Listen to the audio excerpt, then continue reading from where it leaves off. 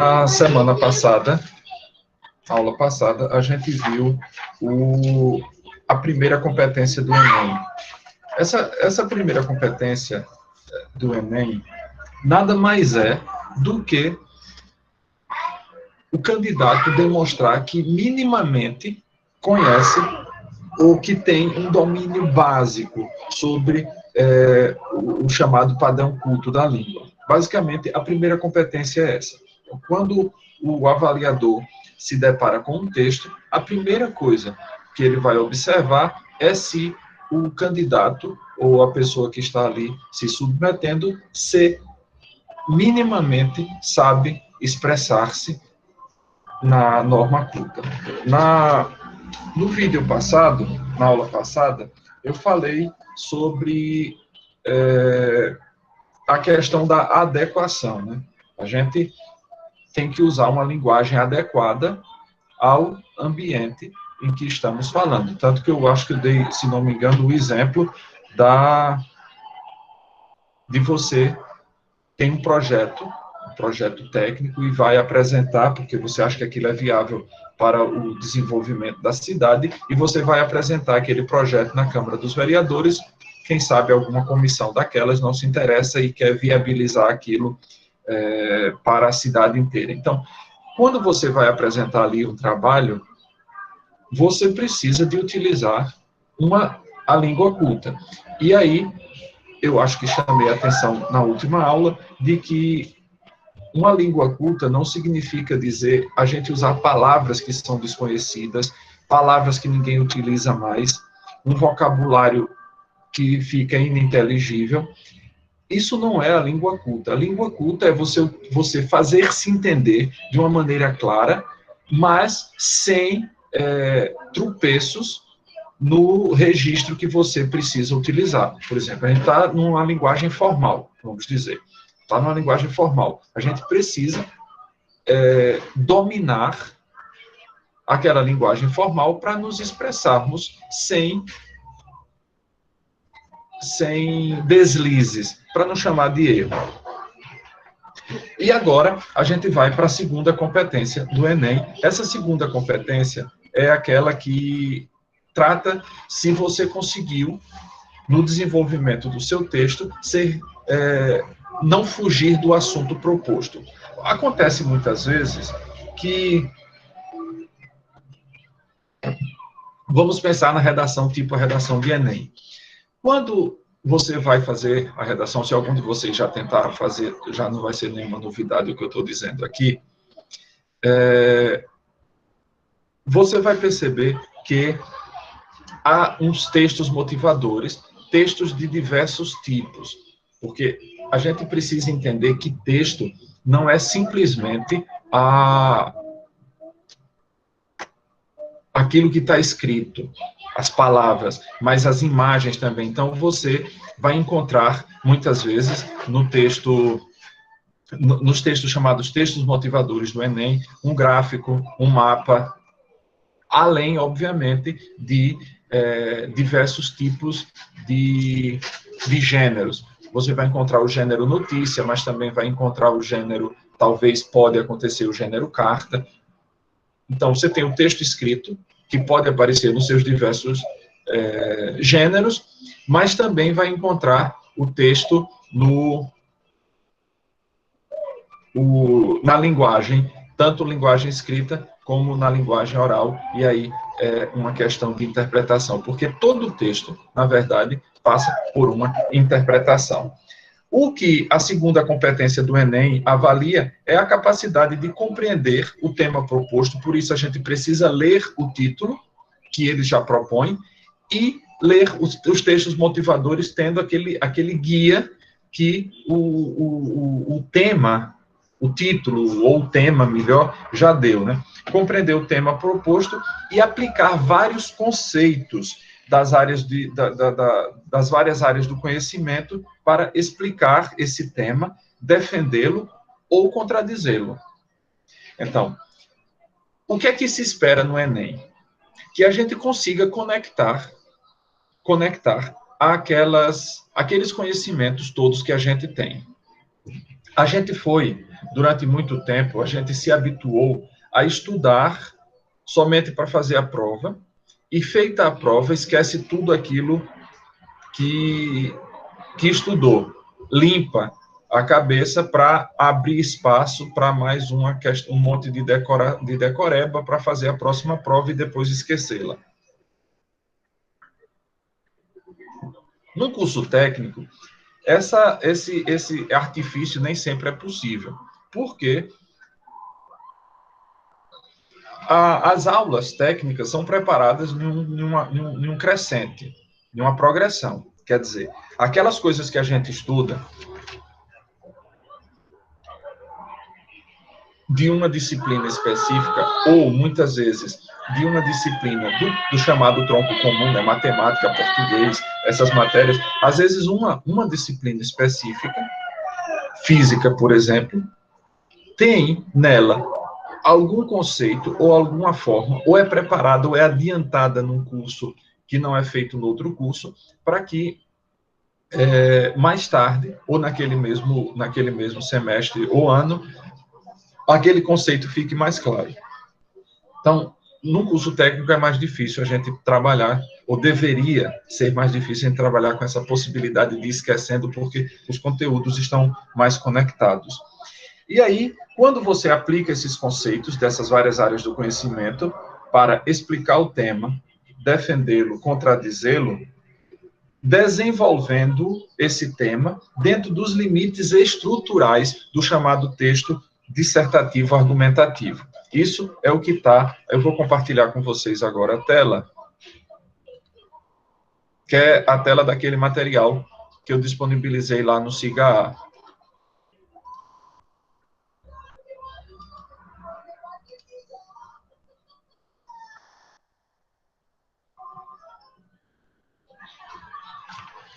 Agora travou.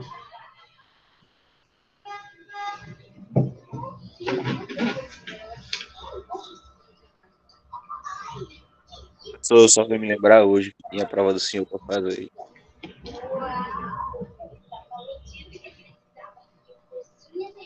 E eu me lembrar agora que você falou, velho.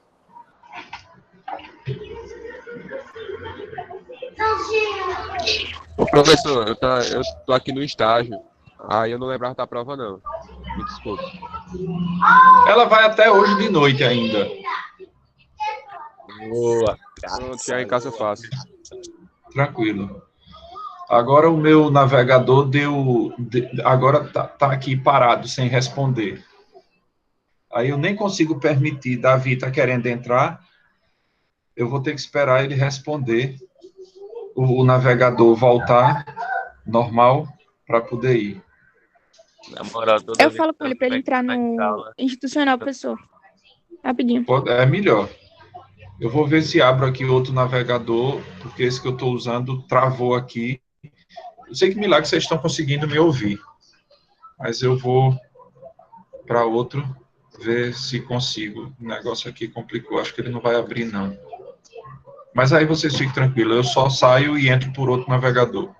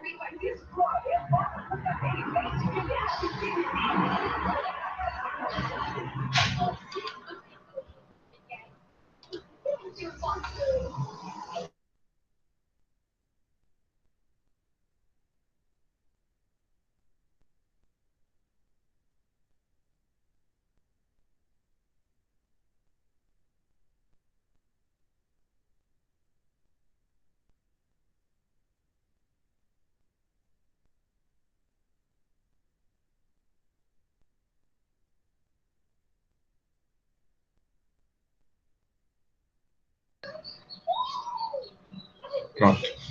Estamos de volta, vou compartilhar a tela com vocês.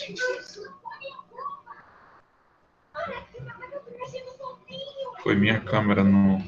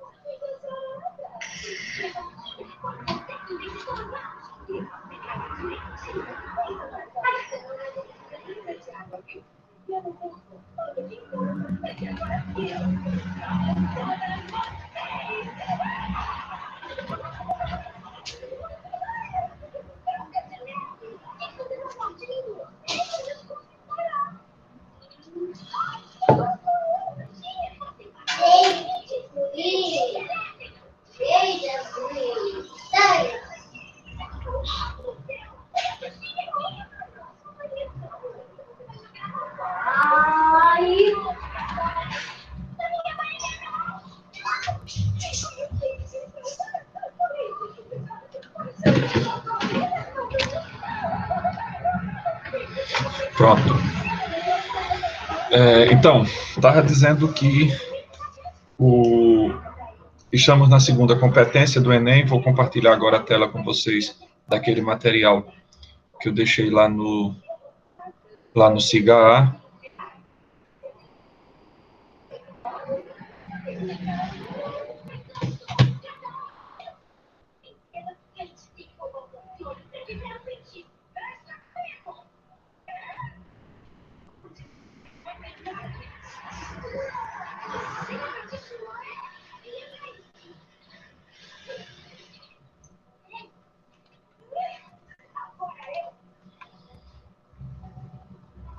Vocês estão vendo a tela, o livro? Não chegou nada aqui não, prof.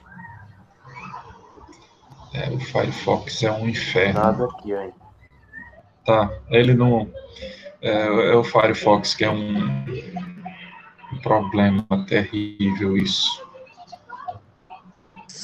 Tô entendendo mais ou menos.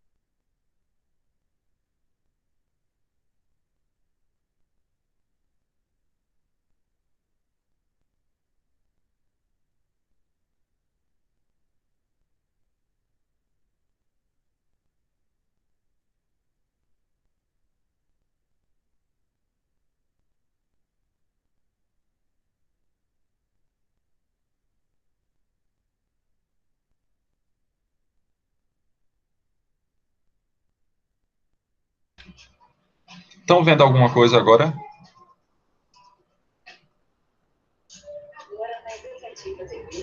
Não, professor. A tela tá toda escura, pelo menos para mim. Aqui também tá escuro. E agora?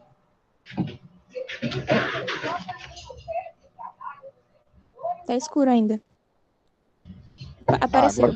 Agora Então, esse é o capítulo 2º do livro que estamos utilizando. Desenvolva o tema sem fugir do assunto. Aqui está um resumo do que seja a segunda competência do Enem, que é essa que a gente está estudando agora. Então, veja aqui. A primeira questão que aparece é se dissertar e argumentar são a mesma coisa. Porque muitas vezes a gente vai escrever um texto, aí aparece que, tipo, escreva um texto argumentativo, escreva um texto dissertativo. O que vem a ser um e o que vem a ser outro? São a mesma coisa? Não, não são. Não são a mesma coisa. Palavras sinônimas, nem sempre, ou seja, quase sempre, não querem significar a mesma coisa, mas significa apenas que elas têm um significado muito próximo. Então, o que é dissertar e o que é, portanto, argumentar? Dissertar é quando você dá a sua opinião a respeito de alguma coisa. E essa opinião não necessariamente precisa ser organizada. Você dá a sua opinião, simplesmente o que você acha a respeito de alguma coisa, sem buscar fundamentação para aquilo. Isso é dissertar. Dar opinião sem fundamentar. Agora, quando você dá a opinião e fundamenta a sua opinião, aí já é argumentar. Veja o que diz aqui esses dois parágrafos introdutórios. Dissertação é a sua opinião a respeito de algum assunto. Argumentação é a capacidade de informar a outra pessoa de uma maneira clara, com exemplos bem desenvolvidos, com objetividade e com precisão, aquilo que pensamos a respeito de alguma coisa. Então, quando a gente dá uma opinião fundamentada, isso não é mais uma mera dissertação, mas é uma argumentação. Isso ficou claro, né, até agora? Geralmente, quando a gente pensa nessas redações, até mesmo no Enem, disse que o texto tem que ter pelo menos 3 parágrafos. Um parágrafo introdutório, um parágrafo de desenvolvimento e outro parágrafo de conclusão. Aí, a gente precisa estabelecer alguns parâmetros que a gente vai ver depois com um pouquinho mais de detalhe. A gente precisa estabelecer alguns parâmetros. A gente precisa, antes de começar a escrever, pensar naquilo que a gente vai defender. Então, a primeira coisa que a gente precisa, quando vai escrever um texto, você tem o tema, pensando no Enem, né? Você tem o tema, você tem os textos motivadores, que ajudam você a compreender aquele tema, e você tem as suas opiniões a respeito daquela coisa. Você também pode não ter opinião alguma e ficar com a opinião que vem nos textos motivadores.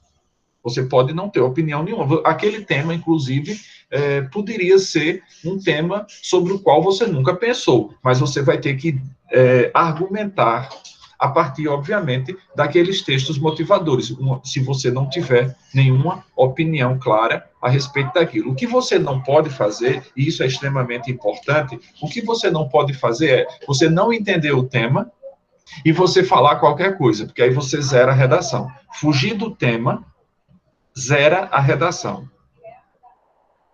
Porque o cara não vai corrigir uma redação que está falando de uma coisa completamente distinta daquela redação, daquele tema que foi proposto e que os textos motivadores. Se você não tem uma opinião, a dica que eu dou é essa, se você não tem uma opinião sobre aquilo, leia com atenção os textos motivadores, porque eles vão lhe ajudar a dizer alguma coisa. Agora, a partir dos textos motivadores, você pode ter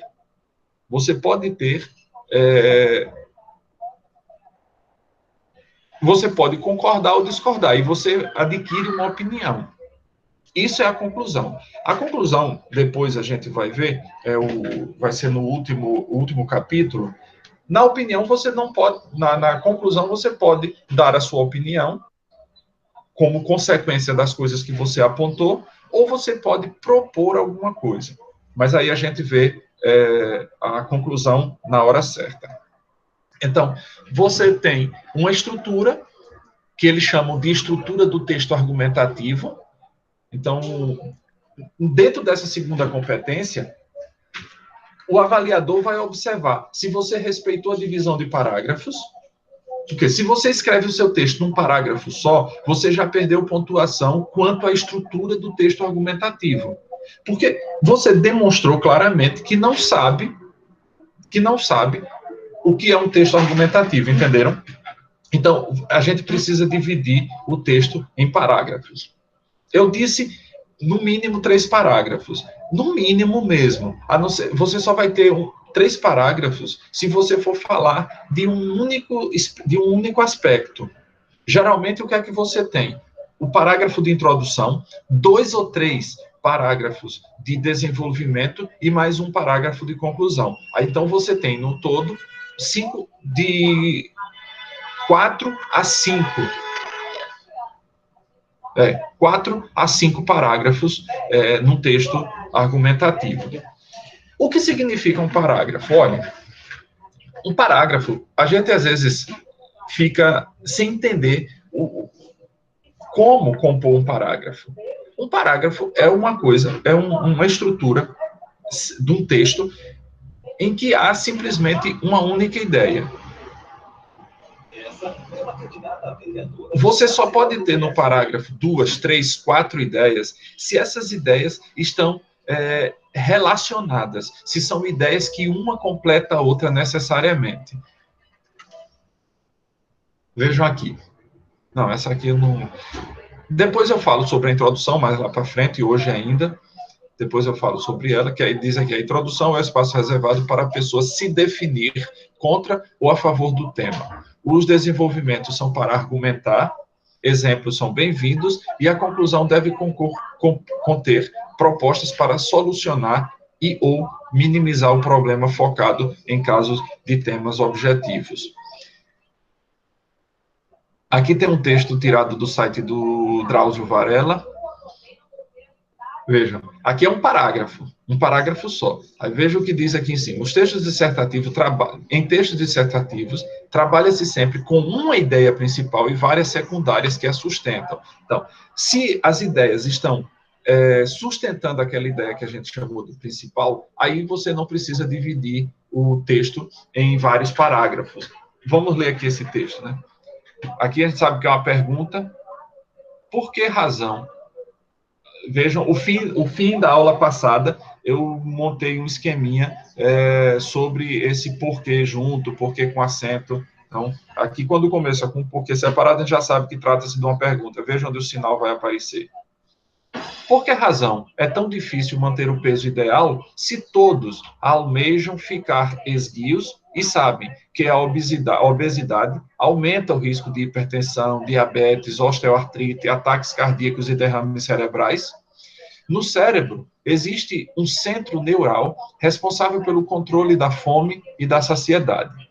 Milhões de anos de seleção natural forjaram a fisiologia desse centro para assegurar a ingestão de um número de calorias compatível com as necessidades energéticas do organismo. Nessa área cerebral, são integradas as informações transmitidas pelos neurônios que conduzem sinais recolhidos no meio externo, nas vísceras, na circulação e no ambiente bioquímico, que serve de substrato para os fenômenos psicológicos. Veja, se a gente pensar aí, qual é a ideia principal desse texto? Ela está expressa já aqui na primeira linha, a dificuldade de manter o chamado peso ideal. E quais são as secundárias? Já vem logo em seguida, o texto foi organizadozinho de maneira a botar a ideia principal e as ideias secundárias. Aí vejam, as consequências do peso, de estar acima do peso: hipertensão, diabetes, osteoartrite, ataques cardíacos e derrames cerebrais. Essas são as ideias secundárias. Agora, vejam, ainda tem mais coisa, né? Ele fala aqui, olha, da seleção natural, o tempo que o nosso organismo foi se adaptando a todas as mudanças do ambiente, todas essas coisas, as necessidades energéticas.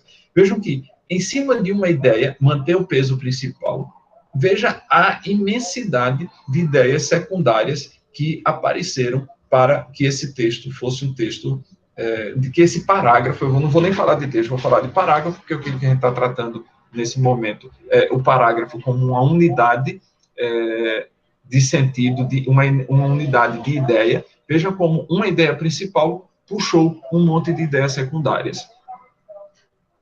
E aí, a grande coisa aí é a questão da coerência. Porque, imagine, você leu esse texto, esse parágrafo introdutório, e não sentiu quebra. Você pareceu que estava numa estrada muito bem asfaltada, sem nenhum buraco, sem nenhuma interrupção, com um trânsito fluido.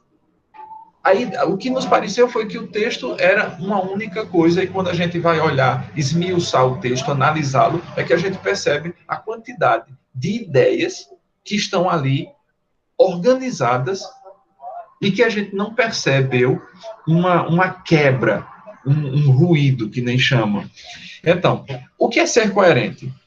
Coerência é a capacidade que tem um texto de manter-se no mesmo fluxo de pensamento, tendo início, tendo meio e tendo fim. Você não incluir naquele texto nada mais além do que o que ele está pedindo. É como se você estivesse falando de como preparar uma receita de miojo e no meio do texto, no meio da receita que você está dando, você fosse falar sobre as eleições municipais. Não entra. Ou mesmo, você está falando da receita de como preparar o miojo e ali você dizer de como você usa, o que você faz para preparar uma lagosta. Entende? Mesmo que seja a mesma ideia cozinha, mas você tem duas coisas completamente distintas que não se casam.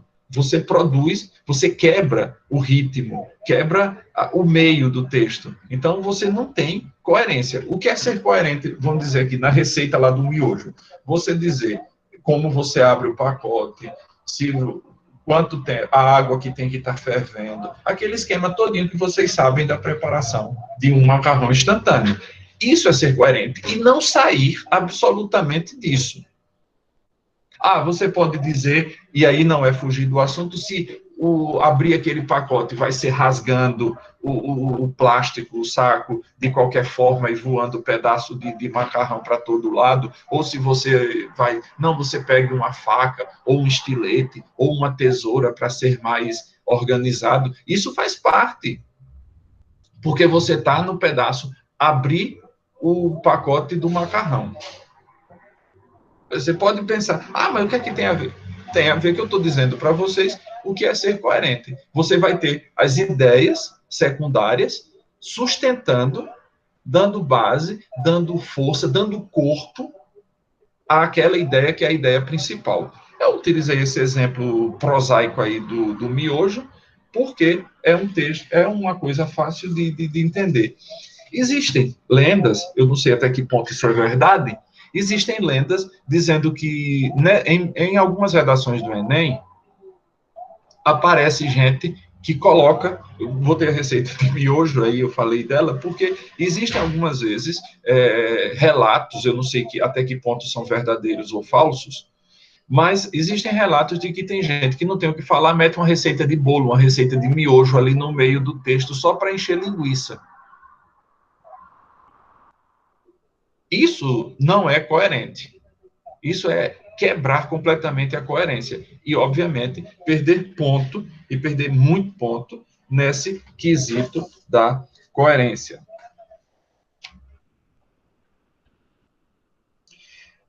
Aqui tem uma dica interessante, nessa parte aqui, onde tem a lâmpada.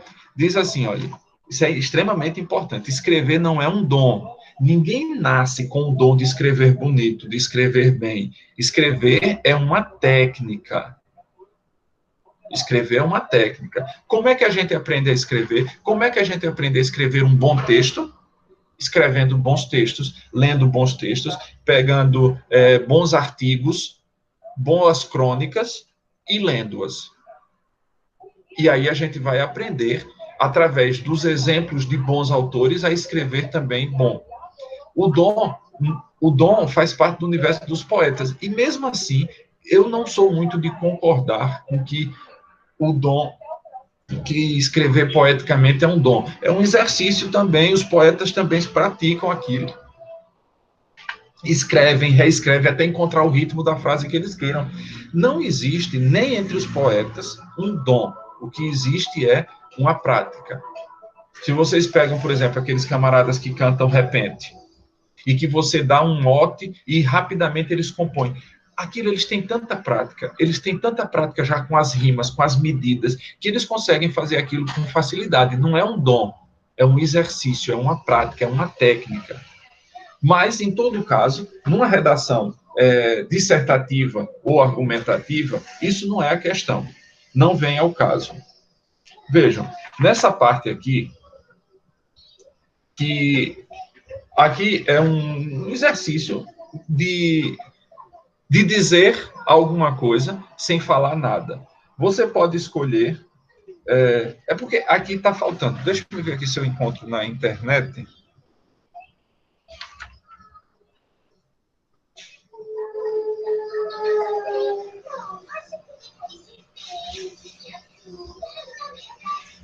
Deixa eu encontrar aqui, porque aí eu compartilho com vocês a ideia que está.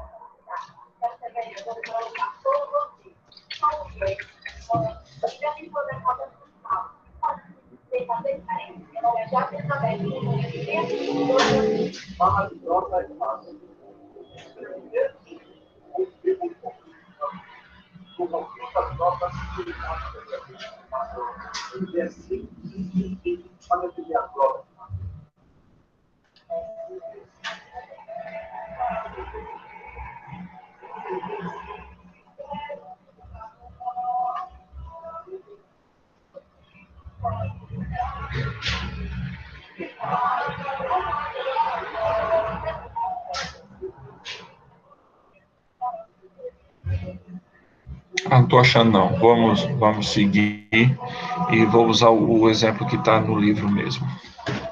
Então, qual é a ideia? É que você pode pegar qualquer um dessas 3 colunas, desde que você pegue um da primeira, com um da segunda, com um da terceira, e você vai ter um texto bonito, mas que não significa nada. Veja, isso aqui, para alavancar o balanceamento exponencial de nossa empresa, é preciso implementar uma setorização transicional a fim de redimensionar a operacionalidade funcional para dinamizar, assim, a estabilização sistêmica de nossa empresa. Veja, você pode pegar um daqui, outro de lá, não precisa ser em linha, você pode pegar qualquer um. Você diz um monte de coisa, mas no fim das contas, você não disse absolutamente nada. Isso daí é um texto bonito, mas sem coerência nenhuma. Isso aqui, não está dito aqui o nome, mas isso chama buzzword. Buzzword. Foi criado em 1967, é uma brincadeira, criada por um funcionário administrativo nos Estados Unidos, chamado Philip Broughton, e é uma brincadeira de como você pode dizer um monte de coisa que acontece muitas vezes no mundo empresarial. Você diz um monte de coisa, mas não diz nada. Uma amiga minha dizia que é falar uma farmácia e ninguém entendeu uma S. Para se construir um bom texto, a última frase aqui, há de se ter coerência e coesão. Depois a gente vê a questão da coesão. E aí vem essa parte aqui, coerência lógica na prática. E aí diz aqui, olha, o tema foi esse. O Brasil é um país plural. Isso foi uma redação de um dos vestibulares no Rio de Janeiro. Tinha também os textos motivadores, obviamente. O Brasil é um país plural. Essa variedade favorece uma convivência social harmônica. O texto é um dos candidatos à medida que você lê sublinhe ou preste atenção naquilo que julgar incoerente. Diz aqui, Brasil, país em desarmonia. O Brasil é um país com uma das maiores diversidades raciais, culturais e religiosas. Apesar de estar sofrendo uma crise social e política, é exemplo a ser seguido na questão de convivência e harmonia entre vários tipos de pessoas. Não que o preconceito seja inexistente, mas, nesse aspecto, está à frente de países de primeiro mundo. Veja, o título não está coerente com a ideia contida na introdução. Aqui, país em desarmonia, o que é que ele diz na introdução? País de maiores diversidades raciais e culturais e religiosas. Você diz uma coisa aqui, mas o seu primeiro parágrafo, e aí pense naquele parágrafo do Drauzio Varela, né? Manutenção do peso ideal.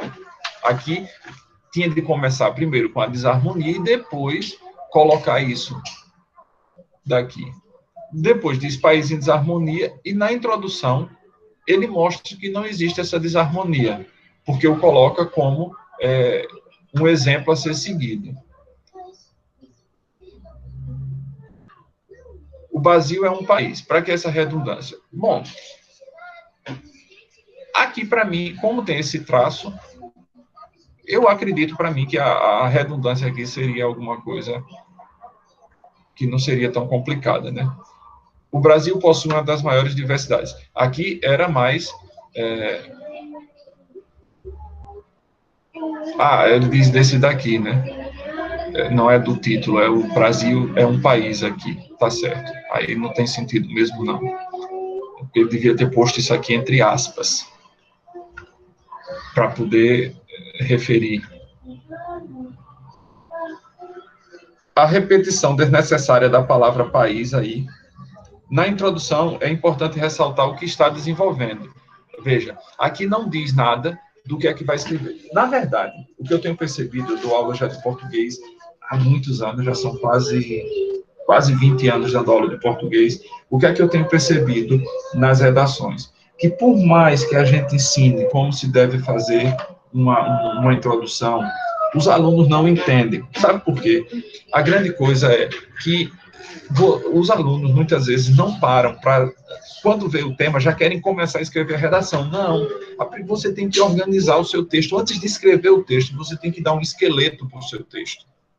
Você tem que saber o que é que você vai dizer no primeiro parágrafo, o que é que você vai dizer no segundo, o que você vai dizer no terceiro, caso o seu texto tenha 3 parágrafos de desenvolvimento. Você precisa saber quais são as ideias auxiliares que você vai utilizar no primeiro, no segundo e no terceiro parágrafos. Você, antes de escrever o texto, você tem que saber de tudo isso. E aí, dizer essas coisas na introdução. Mas como é que você vai dizer uma coisa na introdução se você não sabe nem o que é que você vai fazer? Antes de escrever, pega um pedacinho de papel, um lápis e organiza as ideias. Eu tenho que escrever sobre isso, aqui eu vou desenvolver isso, isso, isso aqui, fazer tipo um organograma. Mas a gente vê já mais coisas sobre isso. Aí, vamos ver o restante da redação. Essa miscigenação ocorrida no Brasil resultou em um grande desenvolvimento cultural. Em cada parte do Brasil, há um tipo de cultura diferente. Por isso, viajar a diferentes regiões do país é como ir a vários países diferentes. Veja, estão vendo aqui a quantidade de repetição de diferentes? Com isso, a cultura musical brasileira é admirada por outros países, já que a mistura de vários tipos musicais resulta em sons exclusivos do Brasil, assim atraindo turistas do mundo inteiro. A ideia central é um tanto confusa. É miscigenação ou cultura musical? Falta uma coerência lógica entre a introdução e esse parágrafo. Se você olhar, nada parece que são 2 textos completamente diferentes um do outro, né? Porque aqui fala de uma coisa, quando entra aqui já fala em miscigenação, o texto começa com miscigenação e termina falando de música, sem coerência alguma. E segue, né? Cada classe adota um padrão onde quem não o obedece é discriminado. Por exemplo, quando uma pessoa fala errado, isso se torna motivo para marginalizá-lo. Existe alguma coisa na introdução que nos leve a admitir a consequência, uma consequência lógica disso daqui? Não. O que é que parece? É que o texto foi escrito sem pensar antes. Foi escrito de qualquer maneira. Aí diz aqui, contrariando as tendências mundiais, o Brasil não tem grandes conflitos raciais como ocorreram nos Estados Unidos e no apartheid da África do Sul. Ou religiosos, como ocorre até hoje na região da Palestina ou do norte da Espanha. O povo brasileiro soube, de certa forma, se unir e superar seus problemas. Aí, tendências mundiais. Quais? Se você fala uma coisa assim geral como essa, contrariando as tendências mundiais, dizer a que tendências mundiais você está se referindo. É preciso deixar claro. Talvez seja claro para você, mas é o que a gente vai ver no próximo capítulo. Isso está claro para quem vai ler você? Mas aí a gente discorre mais sobre isso no próximo capítulo, que será a próxima aula. Exemplos são recentes neste terceiro parágrafo, o que é positivo, mas a introdução aponta para problemas sociais e políticos do Brasil. Então, aqui o camarada fala de problemas religiosos. Veja, a introdução diz aqui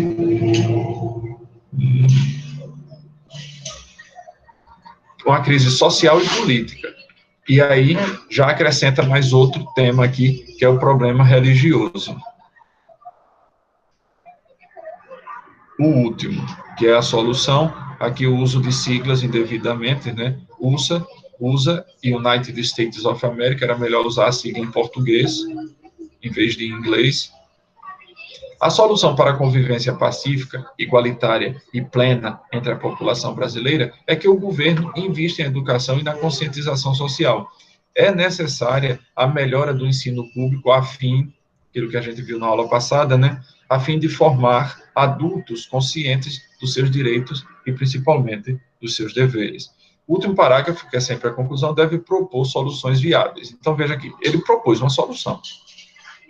Viáveis e objetivos para minimizar o problema. Investir na educação e na conscientização social é algo extremamente vago. Você tem que dizer, investir em educação, em que tipo de ação, de ação educativa precisa ser feito. Quando fala em conscientização social, como isso acontece?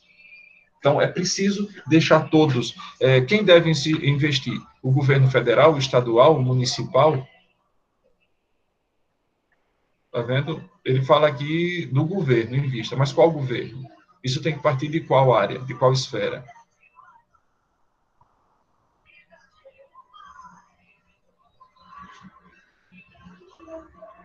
Então, ele diz que tem que melhorar, né, a melhora do ensino público. Mas como essa melhora deve acontecer? Através de que meios? O que é que você tem como ideia para melhorar o ensino público? Não basta dizer melhorar, tem que fazer isso, mas como fazer aquilo? Lembre-se bem disso, que é muito... Quando você disser uma coisa, você tem que dizer o como aquilo deve acontecer. Não basta simplesmente dizer, propor uma utopia, sem dizer como aquela utopia pode se tornar realidade. Então, sempre preste atenção, especialmente na conclusão, no como aquilo vai acontecer. Depois, lá na conclusão, quando a gente for falar o último capítulo, eu vou falar mais detalhadamente sobre isso. Agora, veja aqui, um texto melhor, né? Brasil harmônico. Apesar das diversidades raciais, culturais e religiosas, o Brasil convive em harmonia. Se há preconceito, para uma minoria, sem dúvida, até porque nem todos pensam ou sentem da mesma forma, mas nada que lembre, por exemplo, o apartheid na África do Sul. O foco na raça deste país está mudando, haja vista todo o empenho do governo federal e de algumas instituições de ensino para a realização de vestibulares com cotas específicas para negros. Hoje, respeita-se mais a história do país. A pluralidade cultural só realça a nação, não só diante do próprio povo, mas também em relação aos outros, o que acaba atraindo milhões de turistas anualmente. São músicas, ritmos, festas totalmente diferentes. A religião católica, que é a predominante, não proíbe espaço para outras. Para que a harmonia se faça ainda mais presente, algumas medidas devem ser tomadas, como incentivar festas religiosas, como o Círio de Nazaré, levar a cultura para lugares mais distantes, como vem acontecendo no Rio de Janeiro, com a criação de lonas culturais, e incentivar e apoiar a cota para negros nas universidades. E já que se tem um país tão bonito por natureza, não custa preservá-lo. A população quem ganha. Esse ficou bem mais organizado, bem mais claro, bem mais fluido, não é? Agora, veja bem, a parte que eu queria chegar é essa daqui. No vestibular e em concursos, algumas regras são rígidas na hora da elaboração textual. Leia com atenção a seguir. Isso aqui são as regras que tem. Né? Redija com letra legível. A pessoa não tem a obrigação de tentar decifrar os hieroglifos que você escreve. Então, escreva, compre um caderninho de caligrafia, melhore a sua escrita. Vou contar uma historinha para vocês.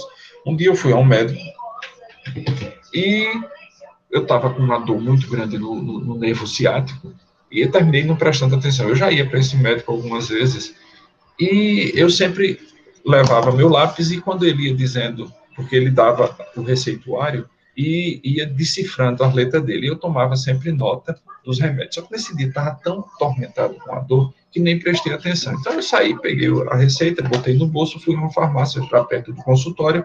Quando cheguei, o camarada pegou o papel, aí olhou e virou de ponta cabeça, e virou pelo avesso na luz, e disse, não, eu acho, eu digo, meu amigo, se o senhor acha, eu sinto muito, eu não perdi nada. Então, eu fui para outra farmácia, o camarada não conseguiu ler, voltei ao consultório e perguntei à atendente do médico se ela entendia a letra dele. Ela disse-me, às vezes eu entendo.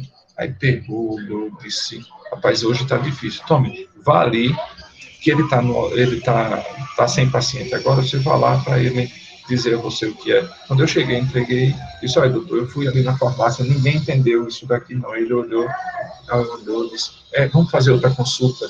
Repara, nem ele mesmo entendeu o que ele tinha escrito.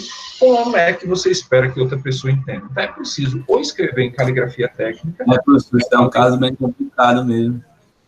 Porque... Entendendo a letra, escrever uma letra que seja mais inteligível, né? Consiga ser decifrada com maior facilidade. Sempre quando eu vou ao médico com a minha avó, alguma coisa, eu mando eles escreverem letra caixa alta. Pois é. Para conseguir ler. Fica até com raiva. Mas é porque dá para evitar falando. Aí veja outra coisa. é preciso prestar atenção no número de linhas. Se o seu texto, geralmente, pede-se um mínimo de tantas linhas e um máximo de tantas linhas, a gente não pode escrever mais do que aquilo. Se hoje o Enem é um mínimo de 7 linhas, parece, e um máximo de 30. Você tem que prestar atenção para não escrever nem menos de 7, nem mais do que 30, porque primeiro que não vai ter espaço para mais do que 30. Você vai escrever fora daquele quadrinho que é determinado. Então, por isso que pensar o texto antes é bom, porque você já sabe quanto você vai gastar de linha. Leia atentamente o tema, quantas vezes forem necessárias. Obedeça aos tipos de composição proposto. É claro, dificilmente vai se pedir uma narração. Ou é dissertação, que aí se entende por dissertação a argumentação, na verdade. A maioria das vezes é isso. Então, é se deter a isso daqui. Descrição, para vocês de curso técnico, deveria ser uma coisa simples, porque é o que vocês fazem nos relatórios. O que é um relatório, se não uma descrição do que vocês viram acontecer num laboratório, por exemplo? Então, um manual de usuário. Você compra o celular, pega o manual do usuário. O que é aquilo? É uma descrição do produto e de como utilizá-lo. Não escreva o seu texto final a lápis, você pode até fazê-lo a lápis como rascunho. Mas o texto final tem que ser de caneta e com a cor da caneta que é exigida lá. Não adianta se dizer, olha, nós só aceitamos o texto em caneta azul. E o camarada escreve em caneta preta ou vermelha, não pode reclamar depois, porque está na regra. Na regra que foi estabelecida. Não copie nem recorra a frases do texto motivador. Isso é extremamente importante, porque toda vez que você transcreve coisa do texto motivador, como se fossem suas, o corretor vai olhar, porque você tem que ter, no mínimo, 7 linhas de texto autoral. Então, se você transcreve o texto motivador como se fosse seu, não é seu. Então, você vai diminuir a quantidade de linhas do seu texto autoral. E é arriscado você não chegar às mínimas 7 linhas autorais para sua redação ser corrigida. Entendeu? Evite gírias e linguagem informal, porque o que se espera numa redação é que você use a linguagem formal. Então, conjugue os verbos corretamente, preste atenção nas concordâncias. Um nome masculino plural deve concordar com um adjetivo também masculino plural. O verbo está no plural também. Evite a primeira pessoa, tanto do singular quanto do plural, apesar de que eu não concordo com isso, mas é a regra que está vigente.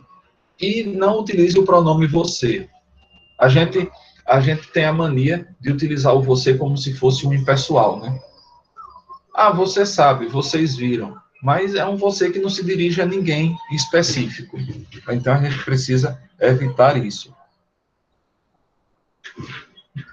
Leitura é uma necessidade.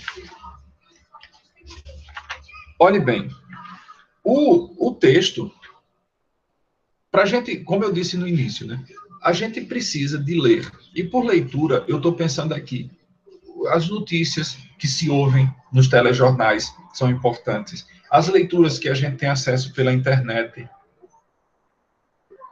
são importantes.